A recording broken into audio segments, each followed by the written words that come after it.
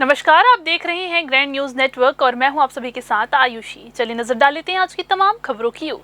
जहां शहर के कई क्षेत्रों में नागरिक पानी की एक एक बूंद के लिए तरस रहे हैं, वहीं शहर के व्यस्ततम क्षेत्र मुंगेली नाका चौक के पास बीते 7 से 8 महीनों से पाइपलाइन फूटी हुई है, जिससे लगातार जल का रिसाव हो रहा है।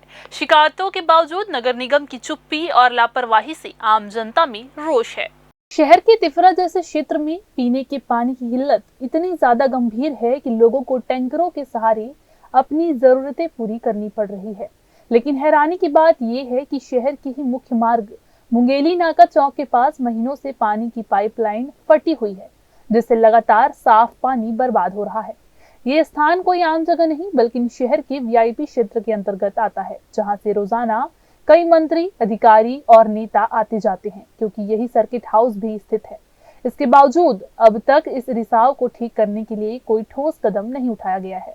ये लगभग साल भर हो गया और इसका कंप्लेंट कर चुके हैं। नगर निगम में एक बार कंप्लेंट किए तो बोले कोई रायपुर आप कंप्लेंट करो, कोई पोर्टल क्या होता है, तो बोले रायपुर कंप्लेंट करो, तो रायपुर कंप्लेंट किए। वहाँ से नगर निगम वाले बोले कि उसको तुरंत बनाओ, तो वहाँ से आते हैं बनाने के लिए और देख के चले जाते हैं, बोलते हैं जेसीबी लगेगा, फिर मेन रोड है, हम कैसे बनाएं। अब यहाँ से दो मिनिस्टर हैं यहाँ, प्रतिदिन लगभग 1-2 दिन में आ ही रहे हैं। कल भी यहाँ से क्रॉस किए हैं और सब देख रहे हैं ना, उसके बाद नहीं बन रहा है। कितना दुर्भाग्य है। और लोग इतने परेशान हैं, मोटरसाइकिल वाले, ऑटो वाले मेन रोड में हैं वो, और साल भर हो गया, कोई सुनने वाला नहीं है। निगम वाले को हम कंप्लेंट किए, उनका पोर्टल रहता है, रायपुर में कंप्लेंट करना रहता है, तो हम उसमें पोर्टल में कंप्लेंट कर दिए। वहाँ से कॉल आया है कि यहाँ से आएंगे बनाने के लिए आए भी और चेक करने के बाद फिर चले जाते हैं। जेसीबी लगेगा, टाइम लगेगा, हम लोग अभी नहीं बनाएंगे, आएंगे करके जाते हैं। और आज साल भर से यही बोल रहे हैं और कंप्लेंट कम से कम मैं 20 से 25 बार कंप्लेंट कर चुका हूँ। एक साल तक जेसीबी नहीं लग पाई उनकी? नहीं लग पाई अभी तक। पार्षद को भी मैं कंप्लेंट कर चुका हूँ कि भैया इसको बनवा दीजिए करके, ठीक है। दूसरे वार्ड के भी पार्षद आके देखे कोशिश किए बनवाने का, पर कोई निगम की तरफ से कोई इसका बन नहीं रहा है। लोगों का कहना है कि उन्होंने इस जल रिसाव को लेकर नगर निगम को कई बार शिकायतें दी हैं, लेकिन हर बार केवल आश्वासन मिला। नतीजतन सड़क पर हर शाम जल भराव की स्थिति बन जाती है, जिससे राहगीरों और वाहन चालकों को भारी परेशानी होती है। निगम की ये लापरवाही न सिर्फ जल संरक्षण की अनदेखी है, बल्कि नागरिक सुविधाओं के प्रति उसकी गंभीरता पर भी सवाल खड़े करती है। एक ओर पानी की कमी से जनता त्रस्त है, वहीं दूसरी ओर साफ पेयजल का इस तरह बहना शासन और प्रशासन की उदासीनता को उजागर करता है। ग्रैंड न्यूज के लिए कैमरामैन गोलू कश्यप के साथ पिंटू दुबे की रिपोर्ट। बिलासपुर जिले के कोटा ब्लॉक से शिक्षा जगत को शर्मसार करने वाला मामला सामने आया है। शासकीय हाई स्कूल जोगीपुर के प्रभारी प्राचार्य को महिला शिक्षिका से अभद्र व्यवहार और छात्राओं के साथ गलत नियत से पेश आने के आरोप में तत्काल प्रभाव से निलंबित कर दिया गया है। मामला तब सामने आया जब स्कूल में पदस्थ एक महिला शिक्षिका ने प्रभारी प्राचार्य मनीष वर्मा पर अमर्यादित शब्दों के प्रयोग और अनुचित व्यवहार का आरोप लगाया। यही नहीं, कुछ छात्राओं ने भी शिकायत की कि वर्मा उन्हें गलत नजर से देखते हैं और अनुचित रूप से छूते भी हैं। शिकायत मिलते ही जिला शिक्षा अधिकारी ने मामले को गंभीरता से लेते हुए जांच कराई। जांच टीम जब स्कूल पहुंची तो आरोप सही पाए गए। जांच में ये भी सामने आया कि प्रभारी प्राचार्य मनीष वर्मा का व्यवहार अन्य शिक्षकों और प्रधान पाठकों के प्रति भी अनुचित और अपमानजनक रहा है। जांच रिपोर्ट डीओ ने लोक शिक्षण संचालनालय को भेजी, जिसके आधार पर डीपीआई ने मनीष वर्मा के कृत्य को अशोभनीय, नैतिक पतन का प्रतीक और पद की गरिमा के विपरीत माना। छत्तीसगढ़ सिविल सेवा नियम के 1966 के तहत वर्मा को तत्काल प्रभाव से निलंबित कर दिया गया है। निलंबन अवधि में उनका मुख्यालय जिला शिक्षा अधिकारी बिलासपुर कार्यालय तय किया गया है। शिक्षा विभाग ने स्पष्ट कहा है कि स्कूलों में मर्यादा तोड़ने वाले शिक्षकों के खिलाफ सख्त कार्रवाई जारी रहेगी। न्यायधानी बिलासपुर में अब ऐसा लगने लगा है कि प्रशासन नाम की कोई चीज बची ही नहीं है। जिसके पास पैसा है, रसूख है, वो सब कुछ कर सकते हैं और कर भी रहे हैं। ऐसा ही ताजा मामला सामने आया है शहर के व्यापार विहार स्मार्ट रोड से, जहां दबंगों ने खुलेआम निगम प्रशासन को चुनौती दे डाली है। हुआ यूं कि होटल आनंदा इंपीरियल के सामने बने डिवाइडर को तोड़ डाला गया, वो भी किसी छोटे मोटे हादसे में नहीं, बल्कि जानबूझकर निगम ने महाराणा प्रताप चौक से लेकर एफसीआई गोडाउन मोड़ तक इस चौड़ी स्मार्ट रोड के बीचों बीच डिवाइडर बनवाया था, ताकि सड़क पर सुरक्षा बनी रहे और हादसे ना हो। लेकिन दबंगों ने अपनी दबंगई दिखाते हुए डिवाइडर पर लगी ग्रिल हटवाई और पूरे डिवाइडर को ध्वस्त करा दिया। अब सवाल ये है कि ऐसा करने से फायदा किसे? जवाब साफ है, होटल को, क्योंकि रास्ता चौड़ा हो गया, एंट्री आसान हो गई। पहले भी ऐसा ही मामला रिंग रोड 2 गौरव पथ में सामने आया था, जहां शराब भट्टी के सामने डिवाइडर तोड़ा गया था। उस वक्त तत्कालीन निगम कमिश्नर रानू साहू ने कार्रवाई करवाई थी, लेकिन अब लगता है कि प्रशासन का डर कहीं गुम हो गया है। सबसे हैरानी की बात तो ये है कि जहां डिवाइडर तोड़ा गया, वहीं निगम के केबल के बीच एक पेड़ की ठूंठ दिखाई दे रही है, यानी हरे भरे पेड़ को भी नहीं छोड़ा गया। पीएम मोदी के एक पेड़ मां के नाम के संदेश की भी इन दबंगों ने धज्जियां उड़ा दी। जब इस विषय में नगर निगम की सभापति से चर्चा की गई तो उन्होंने इस पर कार्रवाई करने की बात कही है। कौन तोड़वाया है तो मुझे नहीं मालूम है, बस जिसने भी तोड़वाई है इसकी जांच होना चाहिए और जो दोषी पाया जाएगा उस पर कार्रवाई होना चाहिए। अगर पेड़ काटा गया है तो गलत किया है। प्रधानमंत्री हमारे कहना है एक पेड़ माँ के नाम से पेड़ लगाओ, जिसने भी काटा है उसकी कार्रवाई की जाएगी। अब देखने वाली बात यह है कि क्या निगम प्रशासन इस बार इन दबंगों पर कोई सख्त कार्रवाई करेगा या फिर न्यायधानी में दबंगई ही प्रशासन का नया चेहरा बन जाएगी। ग्रैंड न्यूज के लिए राकेश मिश्रा के साथ भारतेंदु कौशिक की रिपोर्ट। बिलासपुर के दो मुहानी एनीकट में एक बड़ा हादसा उस वक्त टल गया जब एक ट्रैक्टर तेज बहाव के बीच एनीकट पार करते समय अनियंत्रित होकर नदी में गिर गया। बताया जा रहा है कि घटना ट्रैक्टर चालक की लापरवाही के चलते हुई, जो तेज बहते पानी के बावजूद एनीकट पार करने की कोशिश कर रहा था। गनीमत ये रही कि चालक समय रहते ट्रैक्टर से कूद गया और उसकी जान बच गई। घटना की सूचना मिलते ही मौके पर राहत कार्य शुरू किया गया और काफी मशक्कत के बाद क्रेन की मदद से ट्रैक्टर को नदी से बाहर निकाला गया।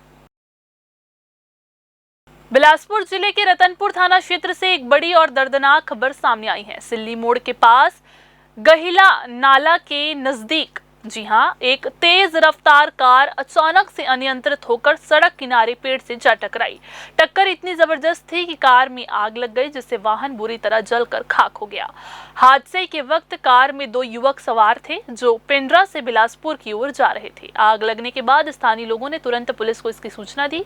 मौके पर पहुंची पुलिस ने स्थिति का जायजा लिया और जांच शुरू कर दी। फिलहाल दोनों युवकों की स्थिति और पहचान के बारे में आधिकारिक जानकारी नहीं मिल पाई है, लेकिन हादसा इतना भयावह था कि राहत कार्य में भी वक्त लग रहा है। पुलिस पूरे मामले की तहकीकात कर रही है और आग लगने के कारणों की भी जांच की जा रही है। बिलासपुर हाई कोर्ट से जुड़ा एक गंभीर मामला सामने आया है, जहां छत्तीसगढ़ हाई कोर्ट के एक सरकारी वकील सतीश गुप्ता की सोशल मीडिया पर की गई टिप्पणी वायरल हो गई। ये टिप्पणी कथित तौर पर चीफ जस्टिस ऑफ इंडिया पर जूता फेंके जाने की घटना से जुड़ी थी। वायरल पोस्ट को लेकर सियासी माहौल गर्मा गया है। पूर्व मुख्यमंत्री भूपेश बघेल ने इस टिप्पणी को आधार बनाते हुए मुख्यमंत्री विष्णुदेव साय को टैग कर ट्वीट किया और सतीश गुप्ता को तत्काल पद से निष्कासित करने की मांग की। जवाब में सरकारी वकील सतीश गुप्ता ने सफाई देते हुए कहा कि उनकी पोस्ट को गलत तरीके से पेश किया गया और पूर्व मुख्यमंत्री ने दुर्भावना पूर्वक उसे तोड़ मरोड़ कर पेश किया। मामले ने अब राजनीतिक रंग ले लिया है और उसकी गूंज प्रदेश की सियासत में तेजी से फैल रही है।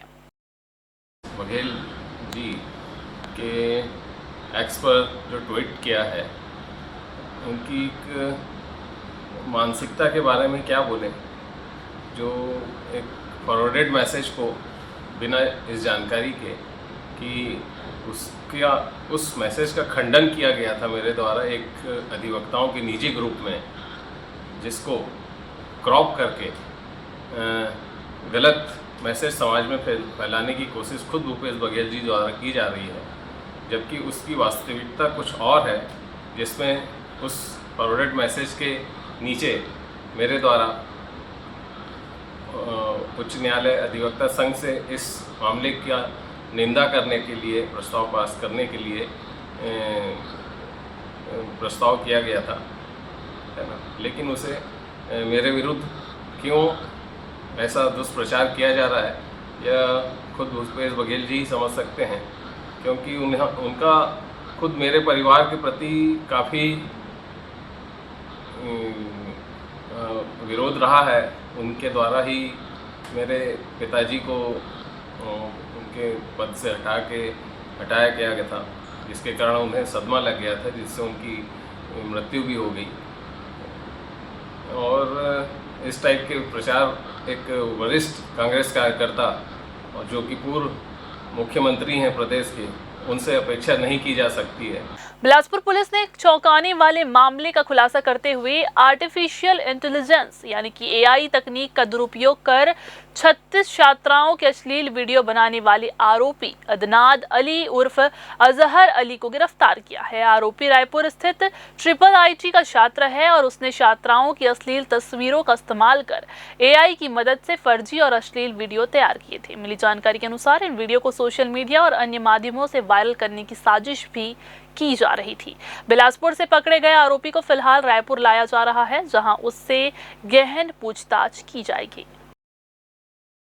इधर छत्तीसगढ़ की न्यायधानी बिलासपुर से जुड़ी हुई एक बड़ी खबर सामने आई है। आदिवासी विकास विभाग द्वारा छात्रावासों और आश्रमों की मरम्मत के लिए जारी लगभग 92 लाख रुपए की निविदा को रद्द कर दिया गया है। जी हां, वजह बताई जा रही है नियमों का पालन नहीं किया गया और मजदूरों के इंश्योरेंस से जुड़ी जरूरी अमानत राशि तक जमा नहीं की गई। दरअसल ये टेंडर 4 अगस्त 2025 को जारी किया गया था। विभाग का कहना है कि इसमें कई तकनीकी अनियमितताएं सामने आई, लेकिन सूत्रों के मुताबिक मामला सिर्फ तकनीकी गलती का नहीं बल्कि भ्रष्टाचार का भी है। आरोप है कि विभाग में पदस्थ एक लिपिक ने निविदा प्रक्रिया में अपने रिश्तेदारों को ठेका दिलाने की कोशिश की और इन गंभीर आरोपों के बाद विभाग में हड़कंप मच गया। सहायक आयुक्त PC लहरे ने सफाई देते हुए ये कहा कि अनियमितताएं उनके पदभार ग्रहण करने से पहले की है। उन्होंने बताया कि पुराने कार्यों और निविदाओं से जुड़ी शिकायतों की विभागीय जांच पहले ही शुरू कर दी गई थी। मिली जानकारी के अनुसार जिला प्रशासन अब इस पूरे प्रकरण की स्वतंत्र जांच टीम गठित करने जा रहा है। जांच पूरी होने के बाद नई निविदा प्रक्रिया फिर से शुरू की जाएगी ताकि छात्रावासों और आश्रमों के मरम्मत का कार्य समय पर पूरा किया जा सके। बिलासपुर में आदिवासी छात्रों के हित के लिए जारी ये राशि अगर भ्रष्टाचार की भेंट चढ़ती तो इसका सीधा असर उन बच्चों पर पड़ता जो सरकारी छात्रावासों में रहते हैं। फिलहाल विभाग की कार्रवाई ने अनियमितताओं पर रोक लगाई है, लेकिन अब सबकी नजर जांच रिपोर्ट पर टिकी है। क्या ये सिर्फ लापरवाही थी या फिर अंदर का कोई बड़ा खेल? इसका जवाब जांच के बाद ही साफ होगा।